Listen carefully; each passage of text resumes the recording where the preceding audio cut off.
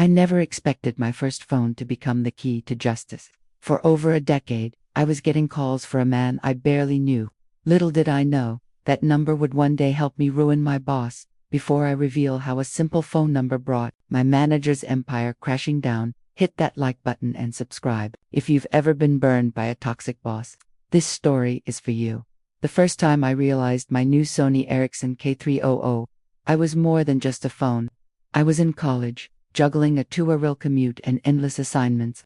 My parents had gifted me the device, a premium SIM card included, and I felt proud, unaware of the chaos waiting for me. By the third day, the calls started, calls for a man named Pizza. My initial confusion quickly gave way to frustration. I kept explaining politely, wrong number, but the calls didn't stop. It wasn't just one or two institutions. Banks, financial institutions, and debt collectors relentlessly rang my phone. I had no connection to this person, yet their problems had become my burden. Each call felt invasive, a reminder that my own peace could be stolen by the remnants of someone else's irresponsibility. The constant interruptions left me anxious, my heart racing every time the phone vibrated. Fast forward a few years, and I got my first job. Excited yet naive, I dove into work, eager to prove myself. That's when I met Bits, my project manager. From day one, he was a tyrant, delighting in micromanaging, shifting deadlines, and pushing his team to exhaustion. His emails were venomous, his meetings cruel, and his unpredictable temper kept everyone on edge. I quickly learned to walk on eggshells, fearing the next explosion of rage at even the smallest mistake. Bits thrived on chaos. He demanded perfection but stole credit whenever possible, leaving failure to his team. Lunch breaks and evenings were routinely consumed by pointless meetings and urgent tasks. Morale collapsed. Every day, I felt more powerless, anxious, and trapped. His presence was suffocating, and it seemed no one could challenge his dominance. The final revelation hit years later, after a company merger revealed organizational charts. The infamous Pizza, whose calls I had endured for a decade, was the same person as my torturous boss. Bits, rage, disbelief, and vindication surged simultaneously. All those years of frustration, exhaustion, and sleepless nights were inflicted by a man whose own recklessness had haunted me long before we even met. Realization brought clarity.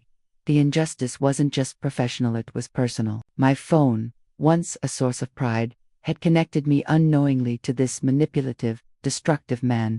For 10 years, I had endured the echoes of his irresponsibility, and now I had the chance to turn. The first week after discovering Bit's identity felt surreal. I kept replaying the revelation in my head, trying to process it. 10 years of misdirected frustration. 10 years of answering calls that were never meant for me. And now I realized the man causing my daily stress was the same person. My chest tightened with a mixture of anger and disbelief. I couldn't sleep. Every time my phone buzzed, my mind jumped to the countless injustices he'd caused out at work. His tyranny continued. Bits hadn't changed. He was still the merciless taskmaster everyone dreaded. I felt trapped, knowing that confronting him directly would be career suicide. Every day, I watched him berate colleagues and claim credit for their work. The injustice gnawed at me.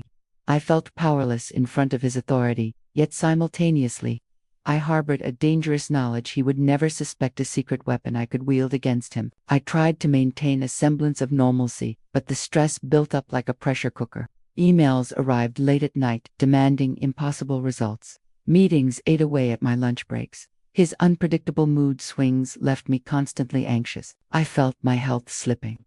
Tension migraines became frequent. I realized that patience and careful planning were essential. Acting impulsively would only put me on his radar. I had to bide my time. Every call that came for Bitsa was like a small victory. Each misdirected message reminded me that this man had been evading accountability for years. I meticulously documented the calls, noting every creditor, every harassing institution, and every inconsistency. Nights were spent cross-referencing numbers and confirming identities. It became a game of patience and strategy, turning frustration into fuel. The thrill of planning revenge began to replace the anxiety, slowly transforming my mindset from victim to strategist. The struggle wasn't just professional. It became psychological warfare. Bit's oppressive presence made me doubt my abilities. Each project I completed perfectly was overshadowed by his shadow of control. I felt the weight of injustice pressing down. I questioned myself constantly. Was I capable of executing revenge without consequence?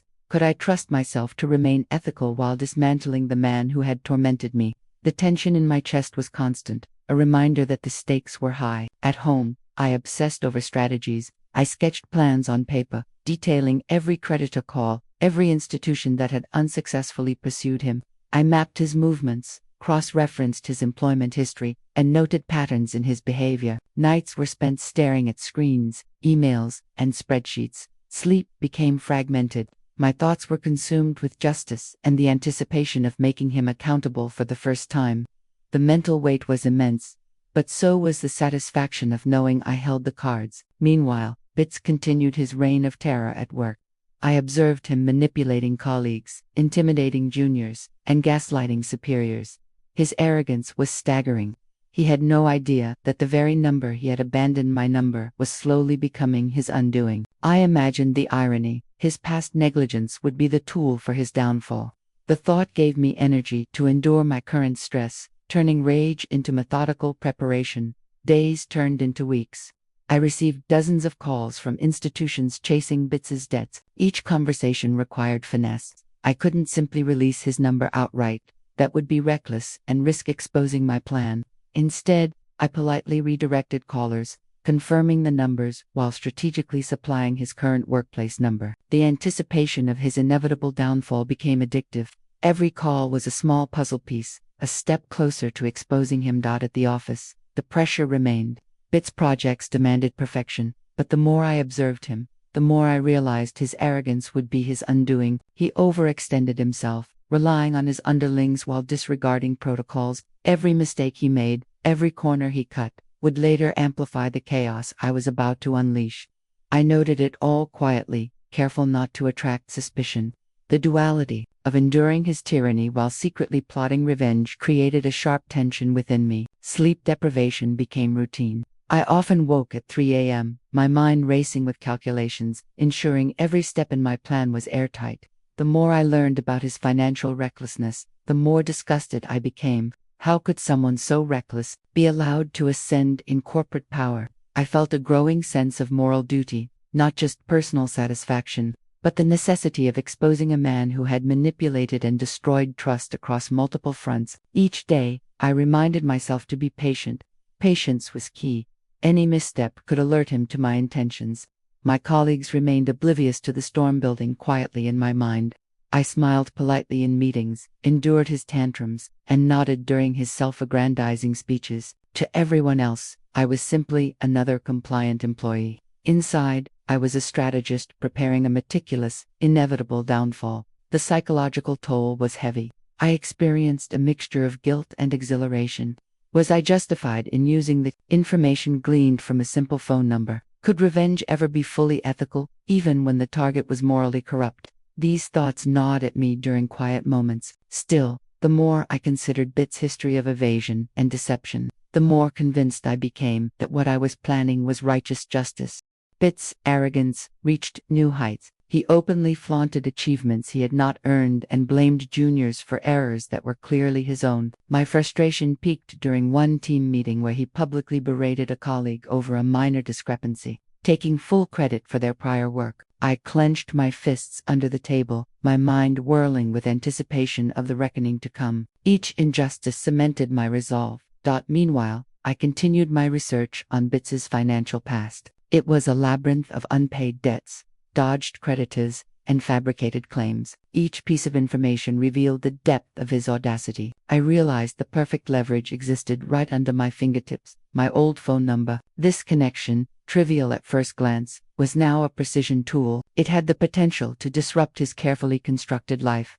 I faced moments of doubt. Could this plan backfire? Could innocent parties be inadvertently harmed? Every scenario ran through my mind. Yet I continually recalibrated my approach to ensure accountability fell squarely on him. The tension was both exhilarating and exhausting. I felt like a general preparing for battle, every detail scrutinized, every possibility accounted for. Interactions with colleagues became dual exercises, outwardly polite and cooperative, inwardly strategic and observant. I noted who he trusted, who he feared, and who might be indirectly affected by his unraveling. Each conversation became a reconnaissance mission, expanding my knowledge without raising suspicion. The thrill of planning revenge was intoxicating. The anticipation was a constant hum in my veins. The intensity of the plan affected my personal life. I withdrew from friends and social activities, prioritizing strategic execution over socializing. Sleep deprivation and constant mental exertion weighed heavily on me. At times, I questioned whether the obsession was healthy.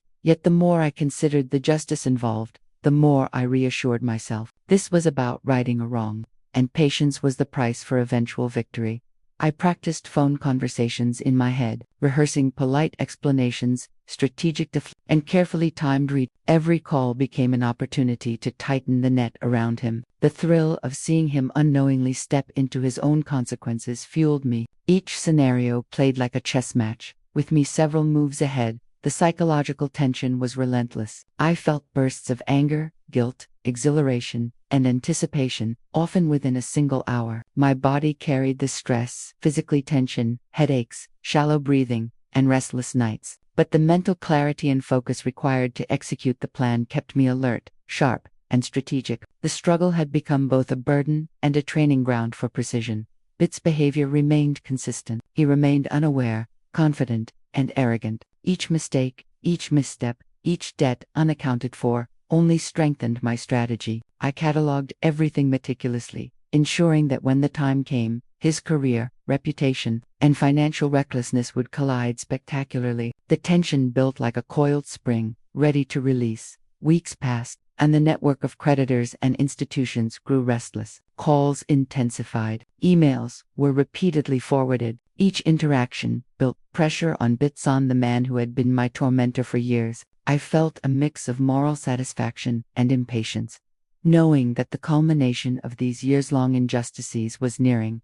There were moments of near exposure. One curious creditor questioned my guidance, but I remained calm, providing plausible redirection. Each close call honed my focus, sharpened my patience, and reinforced the meticulous nature of my plan. I was walking a fine line, balancing secrecy and execution. The tension was intoxicating. At work, Bitz remained blissfully unaware. His arrogance blinded him to the gathering storm. My colleagues continued to be subjected to his tyranny, yet they also provided unintentional cover for my maneuvers. I remained the quiet, unassuming employee while quietly orchestrating his downfall. The duality of my existence intensified the emotional stakes. Every night, I reflected on the past decade. I recalled the sleepless nights, the stress, the harassment. Bitz had been a constant source of frustration and anxiety. The injustice felt personal, visceral, and deeply ingrained. This reflection reinforced my resolve. I would see the plan through to completion.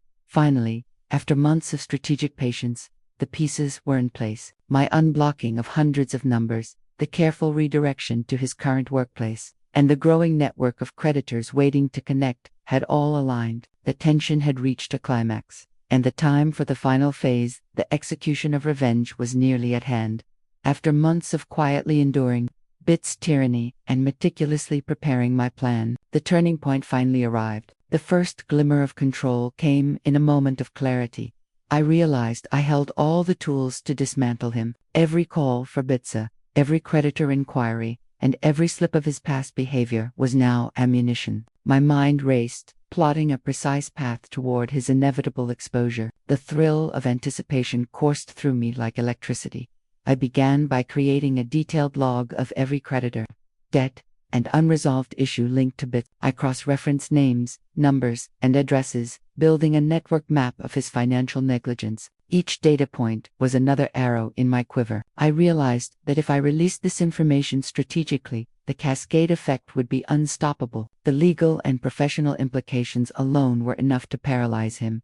Next, I planned my approach to the workplace. His manager was my hidden ace. By carefully supplying Bits' manager's number 2 financial institutions when questions arose, I would create a direct feedback loop, exposing him to accountability in real time. It was a subtle, psychological maneuver. He would have no idea why consequences suddenly appeared, only that the walls were closing in. The thought of his eventual panic fueled my determination.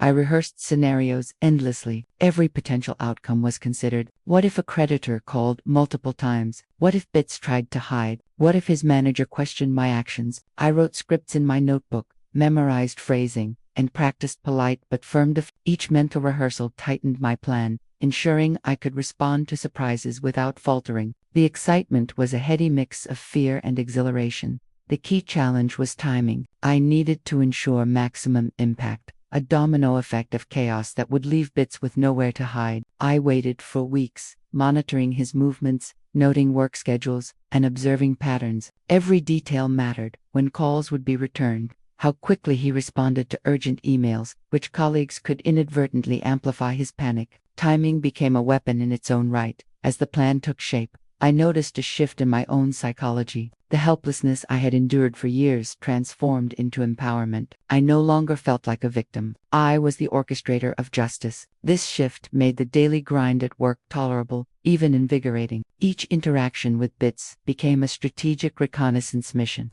feeding me insights to refine the final strike. Meanwhile, my network of creditors and institutions continued to intensify their inquiries. I began carefully unblocking more numbers, expanding the flood. I supplied the correct information to those who could act swiftly, ensuring the pressure would mount incrementally. The thrill of watching the pieces move into place without detection was intoxicating. Each small victory made the eventual collapse feel inevitable. I also considered his personality traits carefully. Bits was arrogant, confident in his ability to manipulate situations. I planned to exploit this flaw by feeding information indirectly and allowing him to believe he was still in control. I would heighten his eventual panic. Psychological manipulation was as crucial as legal leverage. This was not just revenge, it was strategic artistry. The next step was coordination. I mapped out the flow of information: which institutions would call first, which would escalate to his manager, and which would result in immediate repercussions. Each pathway was tested in my mind. I needed the pressure to feel sudden but unavoidable. Bits had to perceive that the world was closing in, all while being unable to identify the source of the disruption. I rehearsed my own responses to any fallout at work. Should he suspect my involvement, I would maintain a facade of compliance and naivety. I considered colleagues' reactions, potential gossip, and office politics. Every element had to be controlled, or at least anticipated. The tension of secrecy added to the psychological thrill. Every day felt like a rehearsal for the final act. Simultaneously, I reflected on my moral justification. Was I crossing a line? I reminded myself of the years of harassment, manipulation, and evasion of accountability. Bits had caused tangible harm, not only to me but to countless others. The plan was not mere it was justice served with precision. This conviction steeled my resolve. I also planned for the escalation of pressure on Bits. Multiple creditors would contact him simultaneously. Calls would be polite but firm. Emails would arrive within hours of phone calls. By synchronizing the timing, I could create an overwhelming perception of accountability, forcing him to confront the consequences of years of deception. The anticipation of his panic was intoxicating. The psychological immersion deepened. I imagined his frantic phone calls, the stress visible in his expression, the sudden realization that years of manipulation were unraveling. I visualized the disbelief, the fear, the attempts to cover tracks. Each image intensified my motivation. I had become an architect of poetic justice, designing a collapse that would be as public as it was inevitable. I prepared contingency plans for every possible move he could make. If he tried to change numbers, evade calls, or ignore the inquiries, I had sequences in place to escalate matters. The meticulous attention to detail consumed me. Every scenario strengthened the plan, every contingency sharpened my focus. I had become a master of anticipation. Meanwhile, the toll on my daily life continued. I felt constant adrenaline, heightened awareness, and occasional guilt for the lengths I was going. Sleep was erratic, meals were forgotten, and stress became a near-constant companion. Yet, every moment reinforced the inevitability of the coming climax. I was willing to endure for the sake of ultimate justice. As the day of execution approached, I ran final rehearsals mentally. Each creditor's response, each call sequence, each manager escalation was visualized in detail. I felt the thrill of impending control mixed with nervous tension. This balance of fear and anticipation heightened the psychological intensity of the operation. In these final preparations, I considered the aftermath. How would this affect his colleagues? How would management respond? What would happen to his personal reputation? Each outcome was calculated to maximize exposure and accountability. The moral satisfaction of justice guided every decision. Finally, I began to execute the plan incrementally. Calls were returned, numbers were supplied, emails redirected. Each interaction was precise, polite, and methodical. The pressure on Bitsa began to mount. Early signs of confusion and panic began to appear. My careful orchestration was showing tangible results.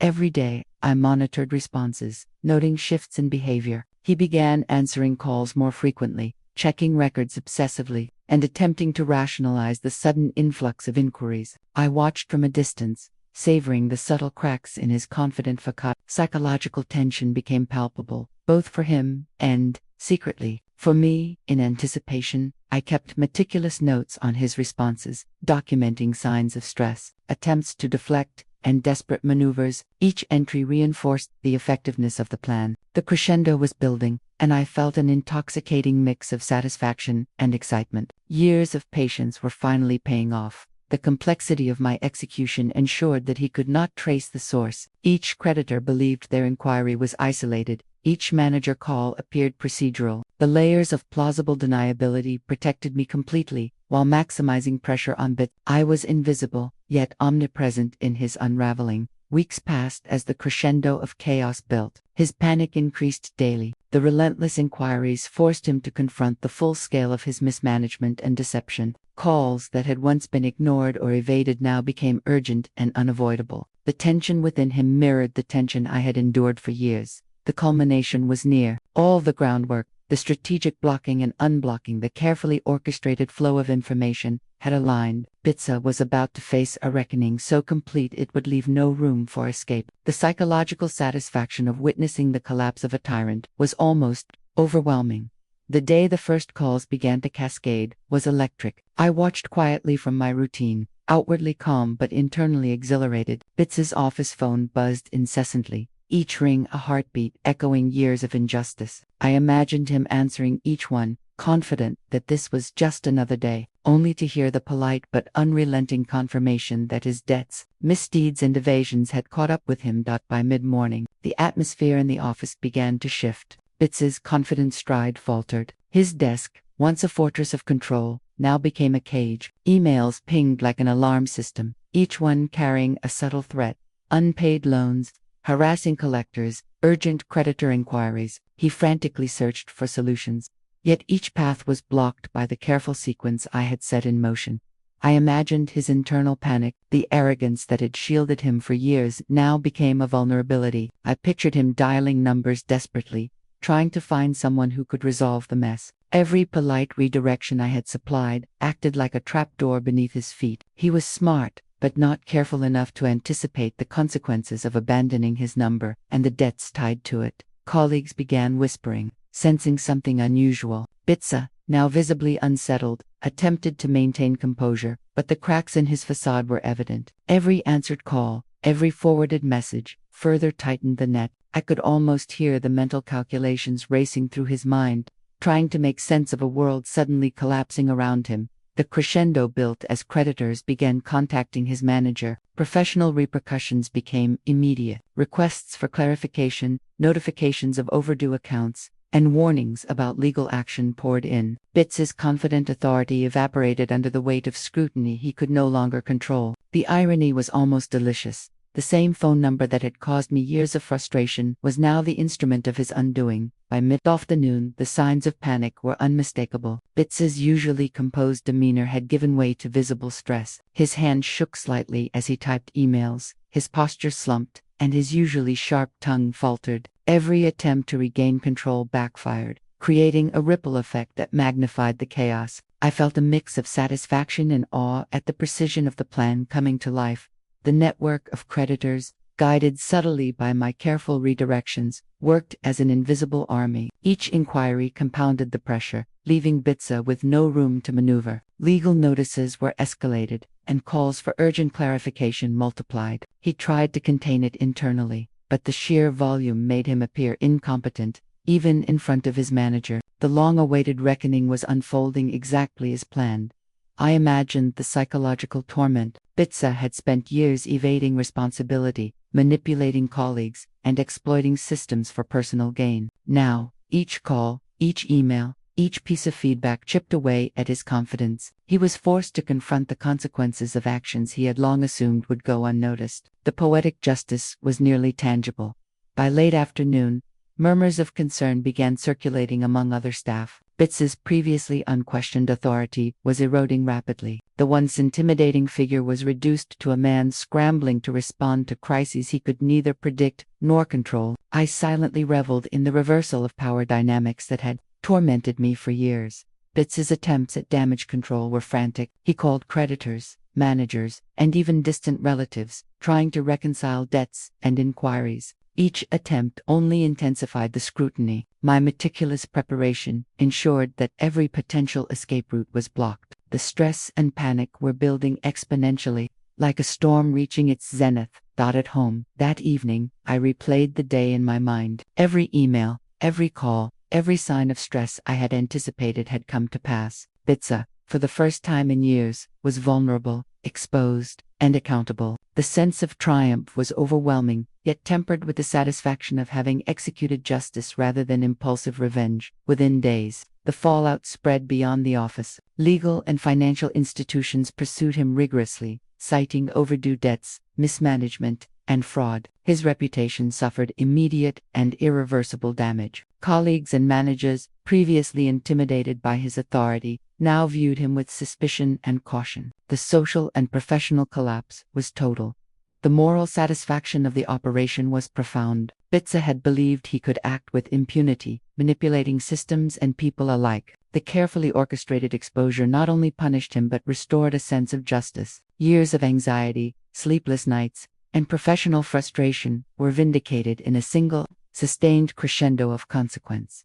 I kept meticulous records of the responses to ensure accountability. Each creditor's confirmation, each manager's acknowledgement, and each escalation notice was a testament to the efficacy of the plan. I experienced a mixture of relief and exhilaration. Relief that my patience and strategy had succeeded.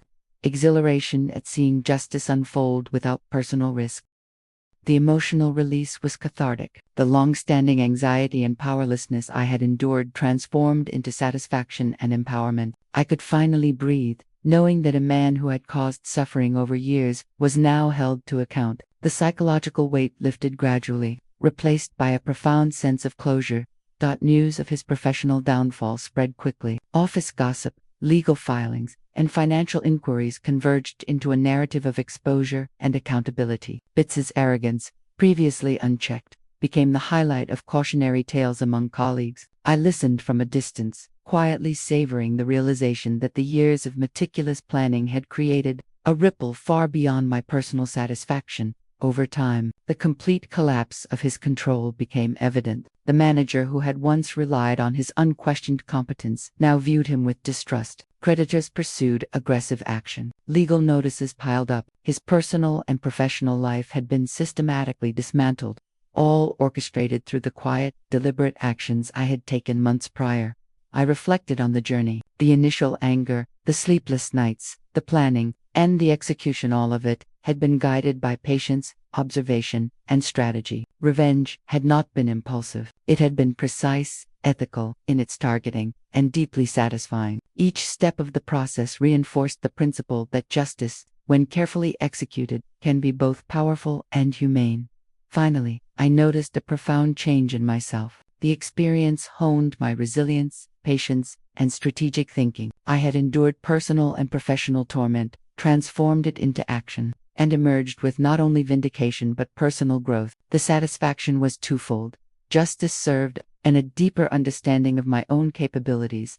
In the weeks following, I observed the subtle aftermath. Bitsa, now disoriented and under pressure from multiple fronts, struggled to regain footing. Colleagues treated him with caution. Lenders continued their inquiries, and his professional credibility was shattered. The repercussions were permanent. The intricate web I had woven had achieved its full impact. The poetic justice of the situation lingered in my mind. The man who had once been untouchable, who had caused anxiety and fear, now faced consequences he could not evade. Each creditor call, each legal notice, each confrontation with authority was a manifestation of accountability he had long evaded. It was a symphony of justice orchestrated with precision. Even months later, the emotional satisfaction remained. Bitz's downfall was complete, and I felt a deep sense of closure. The years of frustration, helplessness, and stress were transformed into triumph. The plan had succeeded beyond expectation, proving that careful, patient, and strategic action can achieve justice in situations where direct confrontation might fail. Reflecting on the entire ordeal, I realized the lesson extended beyond revenge. Justice requires patience, strategy, and moral clarity. While anger and frustration may ignite the desire for retribution, it is disciplined action that ensures fairness and lasting impact. The experience transformed my understanding of both human nature and personal agency.